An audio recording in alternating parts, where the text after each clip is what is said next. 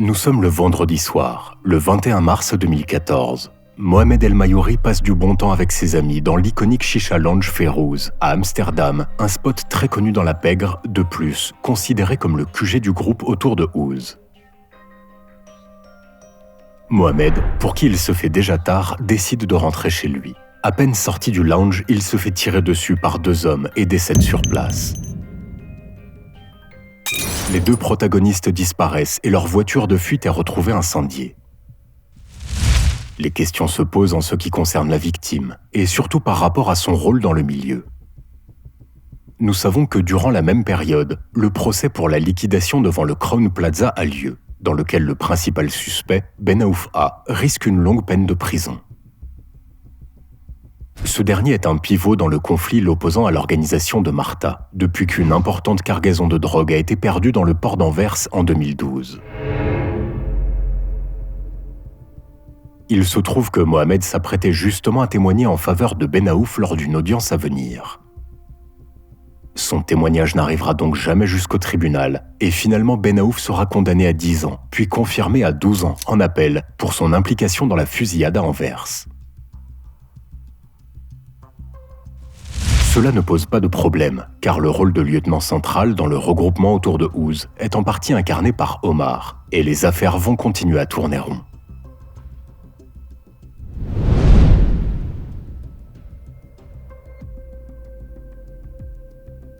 Par ailleurs, Gwenet, qui est assassiné seulement 2 mois après Mohamed, ajoute un épisode marquant pour le groupe. Avec une période de déstabilisation, ses héritiers vont quand même mener leur guerre et faire tout pour éliminer les rivaux. Après des tentatives avortées pour rattraper certains membres du groupe Ouz, ils décident finalement de se tourner vers le gros poisson, Omar. Et voici que nous nous retrouvons à nouveau dans les ramifications du dossier Himalaya, basé sur un grand nombre de messages cryptés envoyés avec des téléphones PGP, auxquels la police a tout de même fini par avoir accès. Nous sommes en juillet 2014. Il découle de rapports officiels que Omar est constamment sous observation depuis des jours. Ceux qui le surveillent ont remarqué qu'il gare presque toujours sa voiture Fiat Punto noire au même endroit. Une fois l'observation préliminaire effectuée, l'équipe décide d'attaquer. Frère, tout le monde est prêt ? Des membres principaux s'occupent de l'élaboration du plan concret, tandis que Massoud est le soldat dirigé à distance. Il est environ 1h30 du matin lorsque la victime vient de garer sa voiture Fiat Punto. Soudain, Massoud s'approche de lui et commence à tirer immédiatement avant de s'enfuir. La nuit même, les auteurs célèbrent la liquidation et s'assurent l'un l'autre du bon déroulement de l'opération et sans avoir laissé de traces. Le gamos a été fixé. Ce chien est parti. Ok, mon frère. Je suis heureux. Bonne nuit et dis-leur merci, mon frère. Toutefois, il s'agissait de la mauvaise cible. Stéphane, avec son frère, assiste à la finale de la Coupe du Monde pour la 3e place entre Pays-Bas et Brésil chez un ami à Amstelveen. Une fois la fête finie, après minuit, il dépose son frère à la maison et continue la route dans une Fiat Punto bleue vers son domicile. Cependant, il semble que Stéphane n'a pas pu trouver de place de parking chez lui et donc continue sa route jusqu'au quartier voisin, où Massoud est prêt à passer à l'action.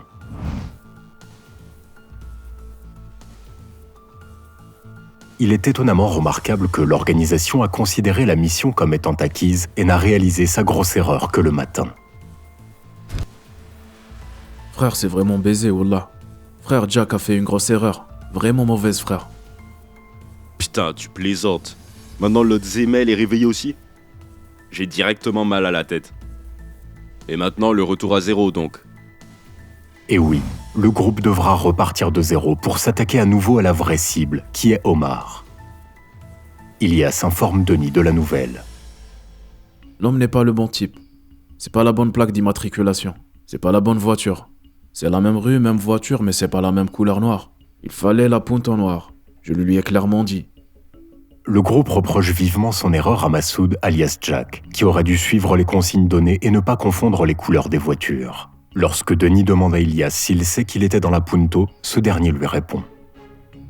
Je sais pas qui c'est. J'espère alors que c'est encore un de ses frères ou quelque chose comme ça.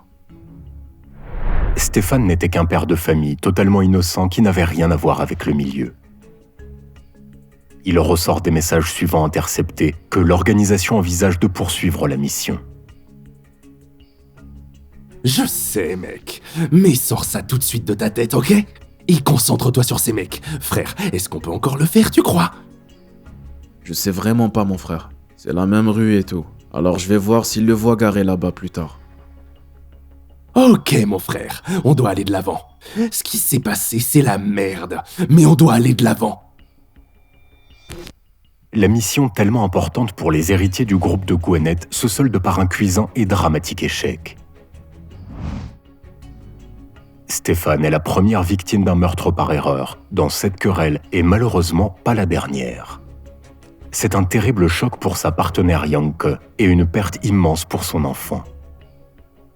Le moment où il est allé chercher son papa derrière des rideaux et dans des placards est quelque chose que je ne peux pas souhaiter à mon pire ennemi. Il apparaît que la vraie cible est même venue présenter ses excuses peu de temps après. C'était intense. J'ai vu un très jeune garçon et j'ai pensé « Mec, va finir tes études ». J'ai commencé à regarder ces gars différemment. Ils grandissent dans une culture où la vengeance et l'honneur sont très appréciés. Et vous savez, derrière ces gars, il y a une gamme d'hommes qui préfèrent ne pas se salir les mains.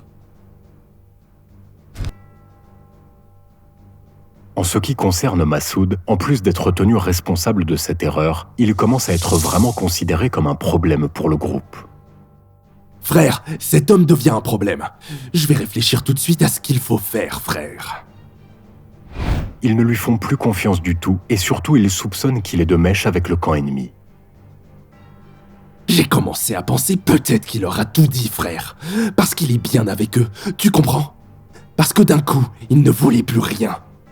Ouais frère, c'est vraiment bizarre. Frère, c'est l'Iran qui leur parle. Faut glisser directement. Massoud, d'origine iranienne, qui était déjà engagé pour une nouvelle mission, ne semble plus être fiable aux yeux du groupe. Avec une méfiance croissante, il décide qu'il doit être enlevé du circuit le plus rapidement possible. Un guet-apens est élaboré pour cette mission. Dis-lui qu'on lui a arrangé 2 9 mm avec silencieux. Massoud est censé être attiré vers un parking, en lui proposant 2 pistolets. L'exécution devrait donc être très facile à mettre en œuvre.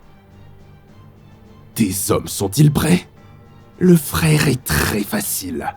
Nous envoyons qu'il peut ramasser ses choses. Puis il arrive immédiatement, parce qu'il est avare. Denis mentionne également que les armes pour le tireur peuvent être trouvées chez Gökhan.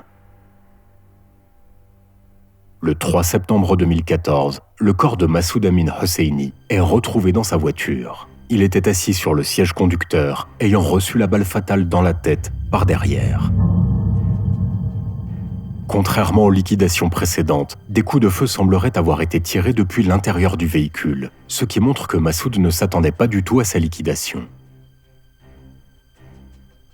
C'est sa propre faute, frère. Sérieusement, il n'était pas obligé. Mais oui, il l'a choisi. C'est vrai, frère. Cet homme nous a trahis, frère. Et c'est une leçon pour les autres. Après que des articles aient été publiés dans la presse relatant cet événement, les 2 subordonnés du groupe espèrent que lorsque les membres supérieurs dans la hiérarchie, tels que Khalid les lisent, alors ils commenceront à distribuer de l'argent. En effet, il est clair que la structure de l'organisation est finalement très large, avec des gens qui laissaient les pions se salir les mains. Dans le procès Himalaya, l'une de ces personnes est justement Khalid qui reste dans l'ombre. L'homme est responsable des finances du groupe, mais aussi de la distribution des appareils PGP aux soldats. Il découle des messages interceptés que ce Ilyas a initialement reçu une allocation mensuelle de 2500 €, avec laquelle il lui est difficile de s'en sortir. Je ne paie pas que la maison et la caution avec. Et je partage toujours l'argent avec les 2 gars, qui vont chercher des voitures et qui racontent tout. Mon frère, on peut pas donner de l'argent à tout le monde tous les mois. Ces gars-là doivent recevoir de l'argent pour ce qu'ils font. Ces 2500 te permettent de payer ta vie et je peux pas donner de l'argent à 10 hommes tous les mois. Lorsque Ilyas transmet le message à ses 2 coéquipiers, ils se plaignent tous de leurs revenus, alors que Suraili estime qu'ils sont tenus en laisse. Grâce à une note financière trouvée dans un téléphone saisi dans l'appartement de Suraili à Benidorm en Espagne, il est clair de voir que la structure a même tenu sa propre comptabilité. La note appelée New Book pour la nouvelle comptabilité permet entre autres d'avoir un aperçu des paiements aux particuliers ou encore l'état des téléphones PGP. Nous pouvons constater que les 2500 € initialement payés à Ilias, alias Lip, sont passés à 3000 € peu de temps après. Khalid, en tant que gestionnaire de l'argent, s'occupe aussi d'un budget qui doit être redistribué en fonction des missions. Écoute mec, ce type m'a rien expliqué sur ce qu'il veut faire, ou avec qui il veut le faire. Il a juste dit quelqu'un dans une chicha, donc je sais pas quelle est l'intention et je peux pas donner à tout le monde qui crie quelque chose. S'il y a quelque chose de sérieux et quelqu'un a besoin d'obtenir quelque chose, dis-moi ce que c'est et on sort directement du pot. Tant qu'il n'y a pas de vrai travail qui mérite de l'argent, il ne vaut vraiment pas la peine de déranger Khalid. Il en va de pair avec des téléphones PGP, qui sont alloués uniquement aux personnes qui apportent une valeur ajoutée à la structure. Finalement, certains soldats commencent à se faire arrêter. Par exemple Gökhan, qui a atterri à la prison. Il est quand même resté en contact avec le monde extérieur grâce à un téléphone jeté par-dessus le mur de l'établissement pénitentiaire via un proche d'Ilias. Pendant des années, Gökhan a ainsi communiqué avec Denis, qui continue à prendre soin de sa famille financièrement. Tu me manques aussi, mon frère. Parfois, je suis assis dans ma cellule et je repense à tout. Je regrette rien.